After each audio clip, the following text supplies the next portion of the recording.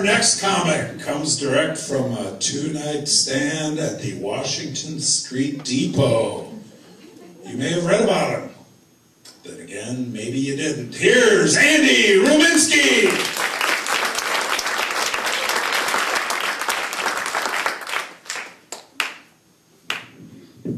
Thank you, Mark.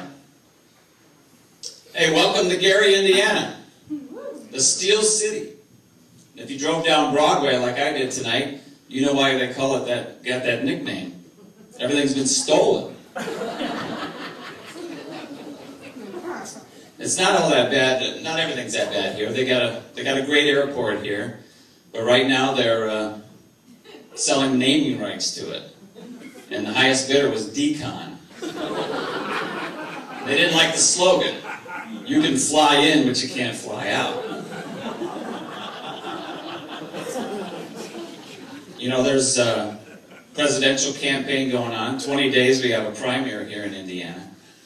And Hillary Clinton's been going around the state, but she refuses to fly into the Gary airport. She does not want to duck her head and run from sniper fire again. And John McCain, he won't come to Gary either. He said, Hanoi had a Hilton.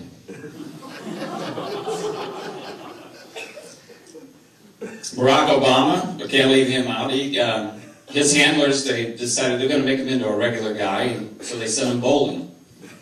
He bowled a 37. At least when that phone rings at 3 o'clock in the morning, you know he's not out bowling with his buddies. And besides that, they didn't have to do that to make him into a regular guy.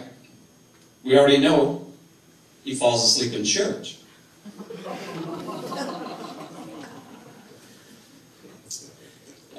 In the news here lately, the Charlton Heston died. Former president of the National Rifle Association. The first thing the Undertaker had to do was take his gun from his cold, dead fingers. You know, I'm a big Second Amendment guy, though. You know, I think you should have a right to bear arms. I can only think of one reason why a man would never have a gun in his house. His wife.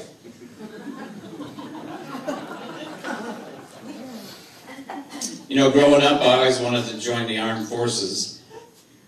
So, 27 years ago, I joined the U.S. Postal Service.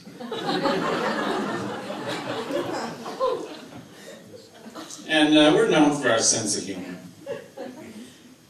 Anybody here ever had to wait in a long line at the post office? That's good. That's a good one.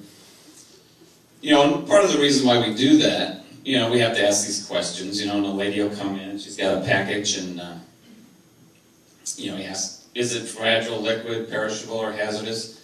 And invariably they'll say, it's just cookies. So, you know, and people wonder, why ask these questions? Just ask what's in the box. So a lady came in last week, I said, I'll try it. And I threw it on a scale, I hadn't noticed that it was going to Acme sex toys. So I said, ma'am, what's in the box? And she goes, cookies. You know, and the reason why they do that, people are, you know, it's for the safety of the employees and for the safety of the public and stuff like that. And the post office is constantly doing safety talks and safety films.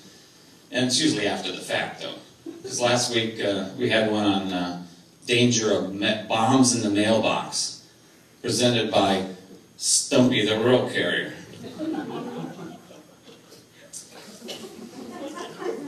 Coming up in May 12th, in case you don't know, we have a stamp increase. In case you haven't heard. It's another inside joke at the post office. And, you know, we don't always raise, you know, prices just because we want to raise prices. The post office is always trying to cut costs. And, matter of fact, they're on the verge of a revolutionary breakthrough. They have bred a dog that delivers mail. The only problem is he keeps biting himself.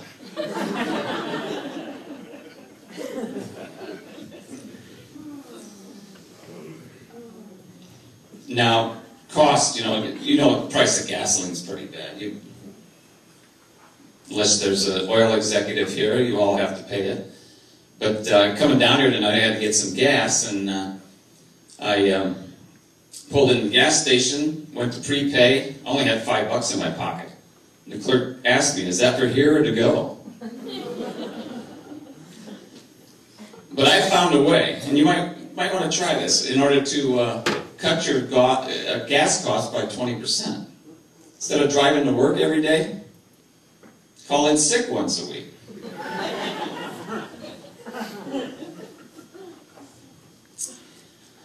Yeah. Now my wife, I love her and everything, but she likes to collect antiques. And, we got all this stuff around the house. You can't sit on it, you can't use it, you can't do anything with it. And we got this refrigerator. It's not an antique. What inside are antiques? Once a year we eat what we can, and then we donate the rest to science.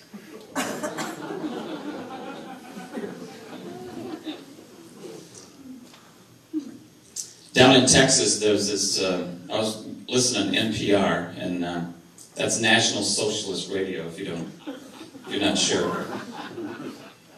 There's this drug problem down there with a thing called cheese heroin. This is real, this is true. If it's on NPR, it had to be true. The biggest problem with it is getting off of it. In order to rehab, you have to take methadone laced with Lipitor. Think about it. Now my wife, she has a cure-all. She takes it for headaches, for everything.